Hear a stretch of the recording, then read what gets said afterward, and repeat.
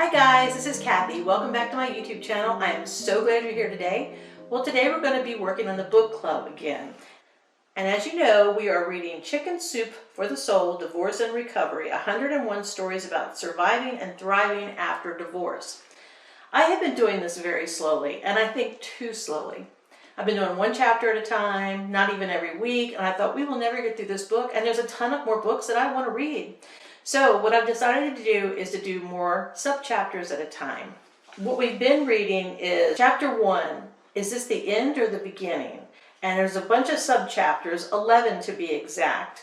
And I've been doing one at a time. Today we're going to do sub-chapters 6 through 11. So we're going through quite a few.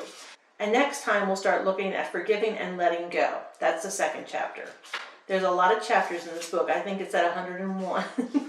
So let's take a look at chapters 6 through 11. Chapter 6 is entitled A Win-Win Situation, and it is by an author named Beanie Baldwin. And it starts with a quote. I love Eleanor Roosevelt quotes. She's one of my favorites. You have to accept whatever comes, and the only important thing is that you meet it with courage and with the best you have to give. Eleanor Roosevelt. So here you have a woman who married young. She was married for about 20 years. She describes their marriage as he was in control and she was kind of along for the ride, and she was not happy. Sounds like she lost herself a little bit in the relationship. If I recall correctly, there was no distinct moment or nothing that her partner did, such as adultery or abuse, that upset her. It was just the whole marriage was just all about him and not about her, and she decided to leave. I've learned that there are phases in any relationship. There's really, really good times and there's down times, and I think you have to take the good with the bad and work on it. And I didn't feel like that was the case here. I felt like she decided to leave, counseling wasn't involved, and she just decided to go. And she did go on to live a happier life. But I struggle with this one a bit because there were a lot of periods in my marriage where I was extremely happy and a lot of periods where I was unhappy. And if I'd have left during the unhappy times, maybe I never would have had the good times. But then again, he left me, so maybe I should have left. I mean, it's a big question. I don't know what to do. I can't judge her for doing it, but she's very happy now. I just know it would not have been the right response for me. Chapter 7 is called Home is Where the Heart Lives by J.P. Shaw. This is about a young woman, very unhappy in her marriage. She's struggling, she's exhausted, she's trying to take care of her family, but she didn't quit. She kept trying. But one day, her husband abandoned her. She never gave up. He abandoned her. She was fortunate in this story that she had a home to return to. She had family that was willing to take her in and help her through a very difficult situation. I didn't have that. My parents were both gone when I went through this. My little brother, who I was close to, he was gone. So I really had no family to turn to. I think a lot of us going through the gray divorce probably experienced that a lot because our parents are gone, many of our family members are gone, and all of a sudden we're left alone in our 50s and 60s and sometimes 70s. So where do you turn? So she was very, very fortunate in that she had someone to turn to. Chapter 8 is called Disconnecting, and it's by Vera Jacobs. Oh, I remember this story. So you have a woman who has 3 boys. You have her husband who's completely disconnected from the family. He has a substance abuse issue as well. So he just leaves. Leaves his wife, leaves his kids. In the process, they are damaged emotionally, both the wife and the kids. So then he wants to come back and just see the boys, not necessarily get back with his wife, but see the boys. She lets him. And then he begins to make promises, but he never keeps them to his boys, and so they're damaged yet again. So she had a good heart, she was trying, and then she decided, no, I'm not going to watch my boys be hurt. So she went to the legal system, and they ruled that he needed to have a drug test prior to seeing the boys to make sure he was clean. And so every time he would call, she would say, have you been tested? And that would end the conversation because no, he had not. So she put her boys first. I think she did the right thing entirely. Very strong woman. I was very impressed by her story. I also like that she held on to scripture in her difficult times. For me, I found that scriptures really, really helped me. I would have one posted that I could read on a daily basis to remind me that God was with me all the time. And here was one of hers. I waited patiently for the Lord, and he inclined to me, and he heard my cry. He brought me out of the pit of destruction, out of the miry clay, and set my feet upon a rock, making my footsteps firm. I think I used that one in my book, I think. If not, I'm going to in the next one. Chapter 9 is called The Heart Knows Best, and it is by Kira Peltz. When she was 13 years old, her parents divorced. The poor little girl watched as the husband cheated on the wife before the divorce. And even though he cheated, she took him back because she wanted to try. She wanted to try to work on this marriage, her commitment. I mean, she didn't have to do that, but she did. Took him back. Guess what? No surprise. He cheated again. And so they did break up. According to this girl, and from her perspective, it was the best thing that ever happened because they were living with a man who was disconnected. And in that disconnection, I think he damaged them too, even without the adultery. Here's her quote.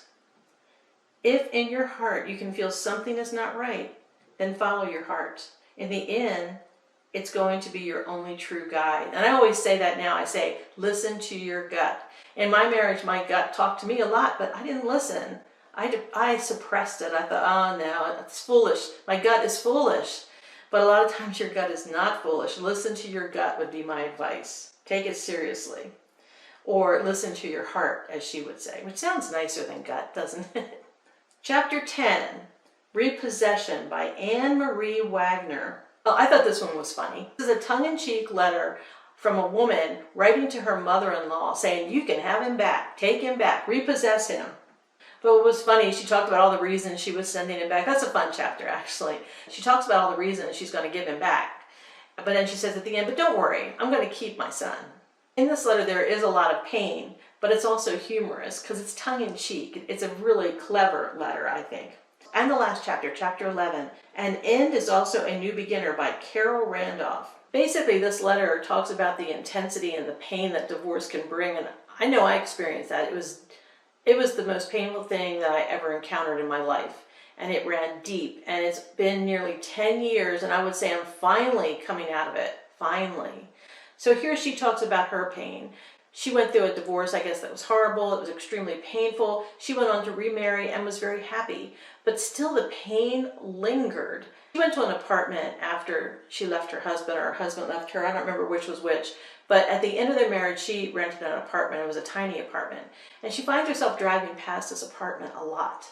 So she went to the apartment one day. This is years and years later. Her life is fine now, but the pain, it's like a scar. And so she goes to the house, the apartment. Apartment manager says, you can go see the apartment. There's no one in it. And she goes in and the pain returns, that deep, deep pain. She also speaks about the intensity of the pain and how those of us who have gone through it can hopefully help others that are going through it and maybe make it a little bit easier for them. I hope. I want to do that, and I hope I can. So I've got journal prompts. For chapter 6, a win-win situation, my journal prompt is, did you lose yourself in your marriage? Do you feel like your marriage strengthened who you were or diminished who you were? Mine definitely diminished who I was. Chapter 7, home is where your heart lives. The journal prompt question is, were your parents still living when you went through your divorce? Did you turn to your parents for help during your divorce? If your parents weren't around, who did you turn to for help? Chapter 8, Disconnecting by Vera Jacobs. Did you have a mantra or scripture that helped you through your divorce? Write the scripture or mantra and explain what it meant to you. I had many, but the one that stuck with me the most is that God promised He would never leave us or forsake us. I would tell myself that every day. I am not alone because God is never going to leave me or forsake me. And that was a comfort to me. Still is today. Chapter 9, The Heart Knows Best. Listen to your heart. Did your inner voice, your gut feeling, or whatever you want to call it, ever warn you that something was not right in your marriage? Did you listen? Why or why not? Boy, my gut feeling or my heart constantly told me something's not right. But I did not listen because he was a pastor, and I thought, he's called of God, so surely he wouldn't cross those lines. So I suppressed it, sadly. Chapter 10, Repossession. So she's sending her husband back to his mom. Did you ever want to return your husband back to your mother-in-law? Yes. Did your mother-in-law see her son as perfect, or was she able to see his flaws? Chapter 11, An End is Also a New Beginning. Describe your level of pain during your separation. Oh my God. Such an intense pain. Mental pain, physical pain. I would have to say on a scale of 1 to 10, it would be 10 doesn't cover it. I'm going to have to say between 1 and 100, it would be 100 plus, because it enveloped me. I didn't know what to do. So divorce can be very painful. So next time we're going to talk about forgiving and letting go, and we're going to do subchapters 12 through 16. I hope you're reading with me. I would love to see the answers to some of your journal questions. I would love to see that. All right, guys, that is it for our reading today of Chicken Soup for the Soul, Divorce and Recovery. And I hope to see you next time. You guys take care. Remember, God will never leave you or forsake you. God bless you. See you next time. Bye-bye.